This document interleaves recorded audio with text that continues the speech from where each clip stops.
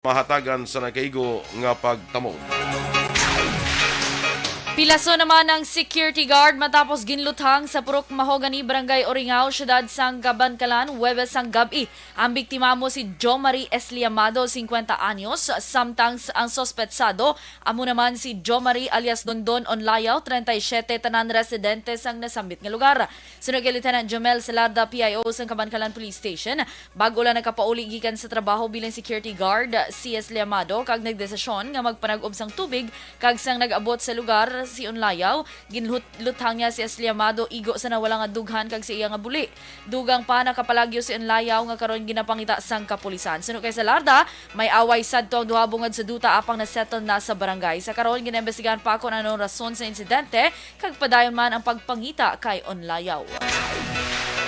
Padayon pa sa karon ang papangita sang kapulisan sa isa ka senior citizen matapos ginadagdagan na ni sang warrant of arrest.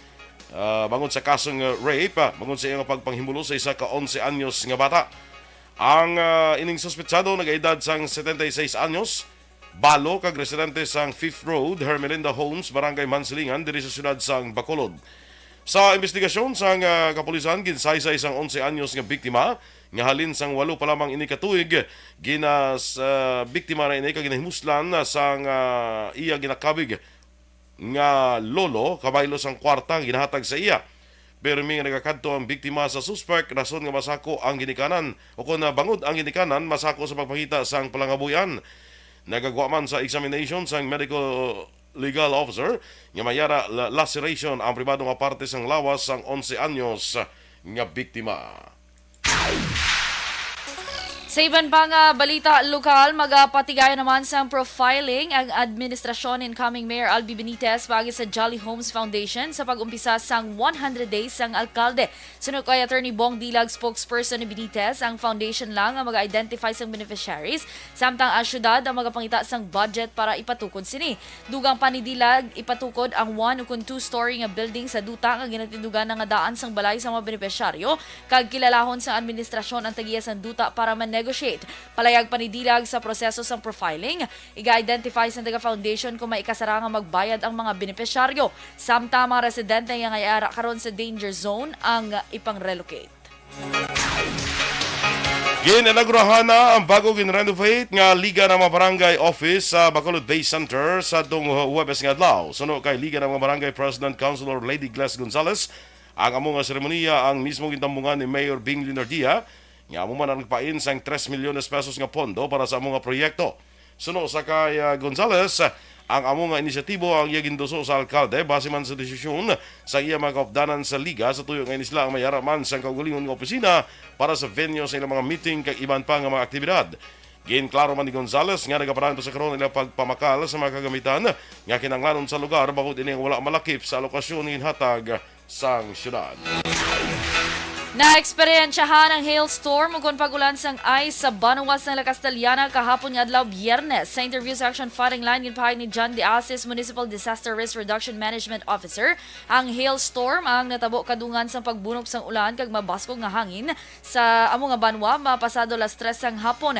Ginpahayag ni De Asis wala sila sang may na monitor nga nahalitan sa hailstorm bangod gagmay nga ice ang nagtupa. Nagpanugyan si De Asis nga hindi pag-inumon ang nasambit nga hailstorm. Ang hailstorm ang nagakatabo kun may unstable air mass sa atmosphere. Pila naman ka mga netizen ang nakakuha sa videos ng hailstorm kag in-post sa social media.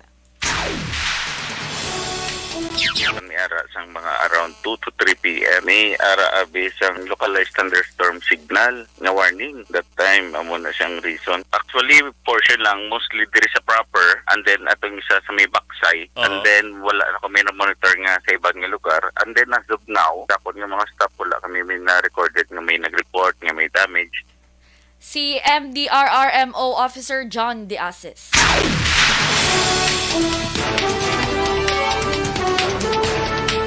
Aksyon Radio Philippines Standard Time, las 6:11. Presyo sa produkto sang petrolyo, liwat magasaka sa masunod nga semana. Samtang Juan Ponce Enrile gina-appoint bilang Chief Presidential Legal Counsel. Ang detalye sa mga balita nasyonal sa magbalik sang aksyon, Balitang Bayan, Numero 1. Kag sa aton nga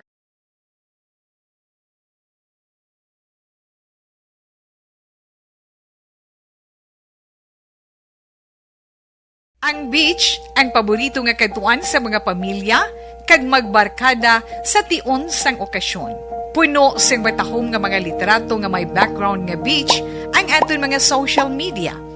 Pero nakahibalo-bala kamo ngang Pilipinas ang isa sa world's worst offender sa marine plastic pollution?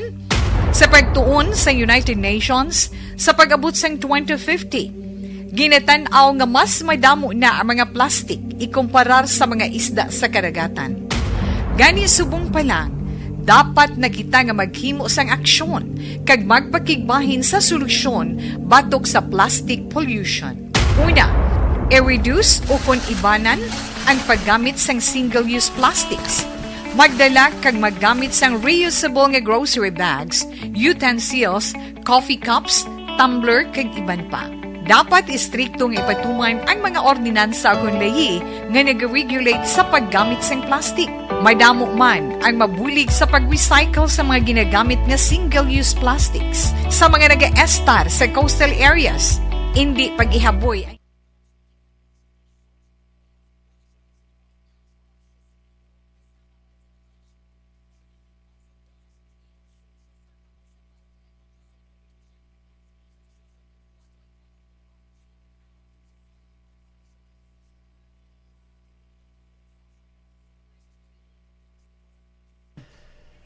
Okay, dira kay Mario Bacau ko Erad, good morning, no? Good morning ko no kay Maraya Claudith Salanga Uy, from hello. pero minalang niga patamyaw si Robert John Gallo. True. Kay Maraya, kay Inday Maraya ni Action Fred.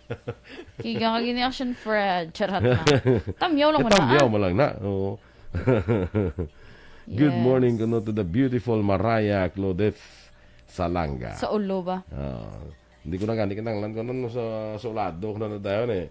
Ay, amigo ko da Jan Lastiere, dira sa Bago City. Good morning sa imo, amigo Jan. Musta ka na? Pag sa tanan nga taga-bago Kay sa tanan nga taga-Bago, balo ka taga-Bago ni damo ni sila da sang mga listeners naton mo.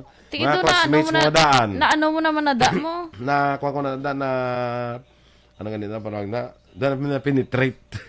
Ah, muna. Na-penetrate mo Na-penetrate. Dugin ang bugin. Dugin sulod. Gidya ba? Tingnan ko na ng classmates. Tayo si pa. Damo pa ko ng mga barkada. Araman sila gyapon. Si Yes. Jack Dinila, araman na. Tiga, kusaya, no? Kaya diba, sino to gani? Yung mga gakadto, dabla sa bantayan, kada aga? Every ano na gani? Ha? Yung mga gakadto, dabla nga mga barkads mo, tani, yung ginahagad kanila pa bantayan. Grupo nila ni Mayor da. Okay. Si Mayor. Tama mo na sila eh. Si Jack Yeah. Dinila, isa na dahil ng amigo ko bla. Na palaging nawawala ang pitaka. Na.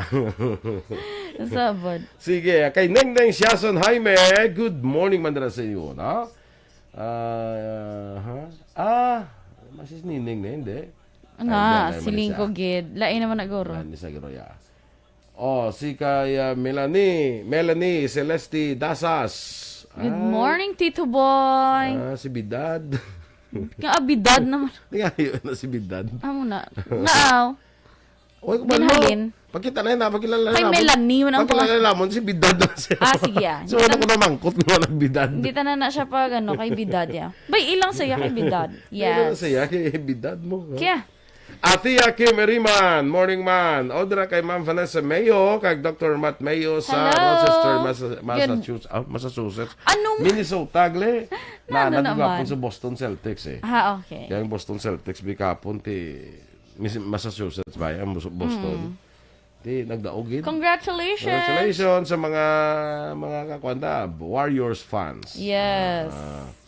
Sabi no, kapila na nga championship sa Golden State, kahapat na nila. Sunod-sunod. Kag dito nakita, hindi na kinanglang si Kevin Durant. Kaysa True. naupod na lang si Kevin Durant, pwede sila nagkampiyon. Oo. Hindi Subong nila niya. kinanglan, champion man sila. Teamwork makes the dream work. Correct. Sila man lang ni Klay Thompson, ni Stephen Chicken Curry. chicken curry. Stephen Curry, sila ni Draymond Green. Nagdugang pa si Andrew Wiggins. Kaya na. Kaya. Harap ang idol ko. Sino idol? Jordan Poole. Si Jordan Poole, hindi ko kilala. Hindi ka kilala. Itong nakatira sa 3 points nila layo. Hoy! Half court. Yung katira. Yung tag 3 Ay, points. labungga, no? Kay Migo na ito, 1 ball Gallo. Dira kay Madam Alma Alvarez Gallo. Maninoy, good morning. Good morning sa imo dira Yes. sa Las Vegas, Nevada. Sige. Go. Kay Toto Balolot. Good morning dira sa imo. Roberto Geraposco Caraballo. Good morning. Naga-monitor sila sa may Candoninga. Russell Gomez. Good morning. Kay Novi Magapan. Good morning man sa inyo. No? Mga classmate ko nga way naga-comment niya bala kag naga-watch lang. Jean Buarom. Classmate kag kumare. Si Teresa Linakayaw, classmate kag kumare. Classmate ko yung kumare ko naman. Kumare po. Siyempre, kay matik na nadayan ng bata nila. Yan, mugin na. O hindi ka ne ko ng bata, butan tabi bata siya sa classmate ng Maninoy ko to. Ang classmate ko nag-Manila ito. Hindi kumari mo man. Oh, true. Ano lang? Nagkakuha lang mo takot. Ano mo? Ano lang sululugpon lang. Actually, kilala. Hay lang man tatanan action boy. Kaya napagmensara ko nabala sa una. Si ano kilala ito? Most probably, si ano kilala yaman to. Si amo to kilala. Kilala lang tatanan. Gaangot-angot na siya. Yes. Kay classmate ko man Edwin Escopel. Good morning. Remia Garcia. Morning mandira sa imo. Si Roberto Hiraposco Caraballo din sa Handumanan ni. Sa Kandun ni. Nagkandong nga sa Kandun ni. Po sa Handumanan ni siya. Standby na sa mga balita national.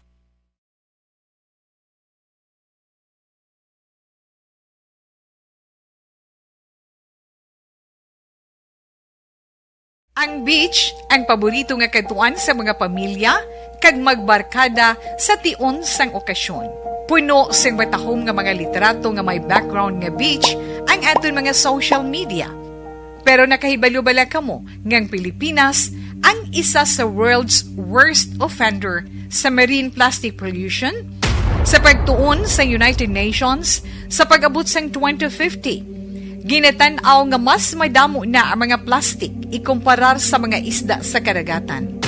Gani subong pa lang, dapat na kita nga maghimo sang aksyon kag magpakigbahin sa solusyon batok sa plastic pollution.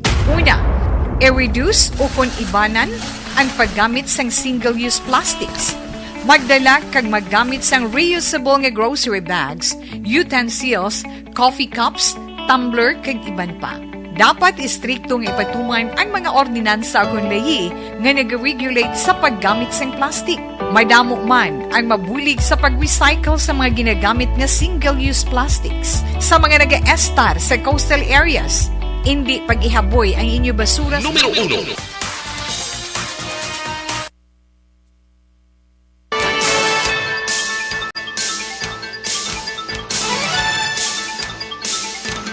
Aksyon Radio Philippines Standard Time, las 6:20. Sa detalye na sa ato ng pangunang mga balita nasyonal, ginapaabot na naman ang liwat na pagsaka sa presyo sang gatong sa masunod nga semana. Base sa oil trading monitoring sang Hunyo 13, tubtub 16, ginpahayag sang oil industry source nga magasaka ang presyo sang diesel sang 2 ka pesos tubtub 2.30 sa kada litro, samtang ang gasolina magasaka sang 20 tubtub 50 sentimos sa kada litro. Sunod kay Department of Energy Oil Industry Management Bureau Director Rino Aband, ang posible pagsaka sa presyo sang gasolina kag krudo ang bangod ini sa posibleng lockdown sa China. Dugang pa ni Aband ang pag-ban sa European Union sa Russian oil imports bangod sa kinagamo sa Ukraine ang nagatuga man sa pagsaka sa presyo sang gatong. Ginapaabot ang pag-anunsyo sang advisory sa mga kompanya sang gatong sa Lunes kag masaming napatuman ang price adjustment sa Martes nga adlaw. Gin-appoint naman ni incoming President Ferdinand Bongbong Marcos Jr. si Anay Senate President Juan Ponce Enrile bilang Chief Presidential Legal Counsel Sunod kay incoming Presidential Communications Operations Office Secretary Trixie Angeles, magaserbe ang 98 anyos nga si Enrile sang 6 katuig. Si Enrile ang kilala nga supporter ni Marcos kag incoming Vice President Sara Duterte Carpio. Nagpangako sunod kay Angeles si Enrile nga padayon siya nga magaserbisyo sa pungsod kag ginasiguro nga mangin madinalag-on ang Marcos administration. Madumduman nga nagretiro sa politika si Enrile sa tuig 2016. Nagserbe man nga tiglikom sa Department of National Defense si Enrile sang panahon ni Anay Presidente Ferdinand Marcos Sr. Gin-appoint naman incoming President Ferdinand Bongbong Marcos Jr. si Justice Secretary Menardo Guevara bilang masunod nga Solicitor General. Ginpahayag ni incoming Presidential Communications Operations Office Secretary Trixie Angeles, magapabilin sa gobyerno si Guevara. Si Guevara ang 30 katuig na nga abogado kag nag-graduate nga magna cum laude, major in political science sa Ateneo de Manila University sa tuig 1974. Nakakuha man si Guevara sang Masters in Economics sa University of the Philippines kaya nagtrabaho sa National Economic and Development Authority kung NEDA sa tuig 1977 tubtub tuig 1983. Nakakuha man siya sang Bachelor of Laws degree sa Ateneo kag ikaduha ini sa 1985 bar examinations. Antes ng intiglikom sang DOJ, nagpangalagan na anay si Guevara bilang Deputy Executive Secretary ni Presidente Rodrigo Duterte. Ginhingadlan si Anay AFP Chief of Staff General Jose Faustino bilang Secretary sa National Defense sa idalom sang Marcos Administration. Pero si Faustino ang unang magapangalagad bilang Undersecretary bangod sa idalom sang laye, ang mga retired nga military officials ang pwede lamang nga ma-appoint sa posisyon sa gobyerno isa ka tuig matapos ang ila retirement. Si Faustino kabahin sa Philippine Military Academy Maringal Class of 1988. Nanging commander ini sang 35th Infantry Battalion kag 501st Infantry Brigade sa probinsya sang Sulu. Si Faustino nagserbe sa atong intelligence officer sang 1st Scout Ranger Regiment, Assistant Chief of Staff for Intelligence ng 10th Infantry Division, Deputy Chief of Staff for Intelligence ng Philippine Army, kag Assistant Chief sang Unified Command Staff for Intelligence sa NCR Command. Sa ibang baraton nga mga balita nasyonal, may nagakaigo nga supply sa COVID-19 vaccines ang Pilipinas tubtob sa masunod nga administrasyon kag tubtob magtakop ang 2022. Ginpahayag ni Health Secretary Francisco Duque III sa 244 milyones ka doses nga nabaton nga bakuna, 155 ka milyones ka doses ang nahatag na. Sunod kay Duque, kapin 90% sa ina-target nga 77 milyones ka mga tao na bakunahan sa idalom sang COVID-19 vaccination program. Ginako naman ni Duque nga manubo sa gyapon ang coverage para sa booster shots o kung 20% sang 54 tubtob 56 milyones nga eligible nga makabaton. Sa record naman sang second booster, ginpahag ni Duque nga 17% pa lamang nakabaton sa 3.5 milyones nga eligible population. Ginpahayag naman ni Presidential Advisor for Entrepreneurship Joy Concepcion nga sa masunod na nga sinemana mag-file ang AstraZeneca sang application para sa Certificate of Product Registration.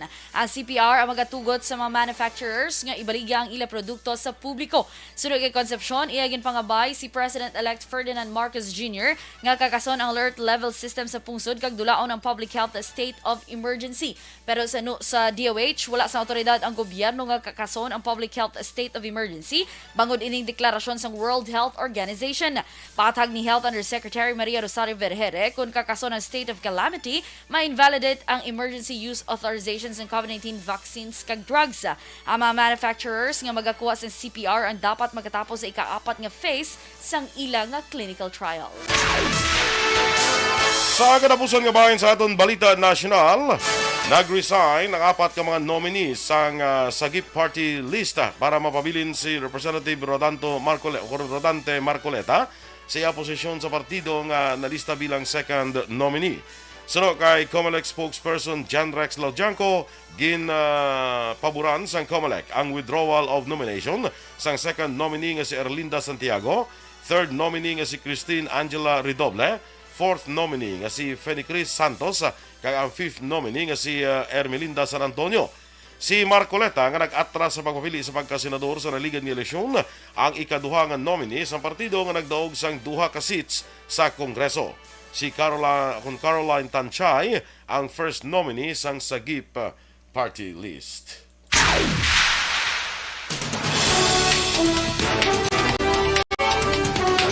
Aksyon Radio Philippine Standard Time, las 6:27. Morning dra kay Miss Jinky de Lagdon man, kay Jobren Mones Ordinario. Watching from Mediterranean Sea. Ay, langoy. Swimming siguro sa Mediterranean Sea. Ha? Why say ka sambal yung ara sa barko or muna. Basta ara sa Mediterranean Sea. Kasi kwan siguro aga swimming. Reche Toribio from Barangay Talaptap, La Castellana. Mavic Barnesto, kag Hilda Nalagon. Good morning sa inyo. Mga ka-aksyon ninyong imamatiyan na aton mga balita diri sa Aksyon, Balitang Bayan Numero 1. Standby na sa Aksyon Report second portion, upod ka-aksyon Fred Salanga. Balikay kita sa atong dugang nga mabalita sa Aksyon Balita Morning Edition. Upod gabon sa inyo news team. Aksyon Eden Aboso. Aksyon Boy Duran. Una sa balita, una sa aksyon. Sa Bacolod Aksyon Radio. Life Extension Vitamin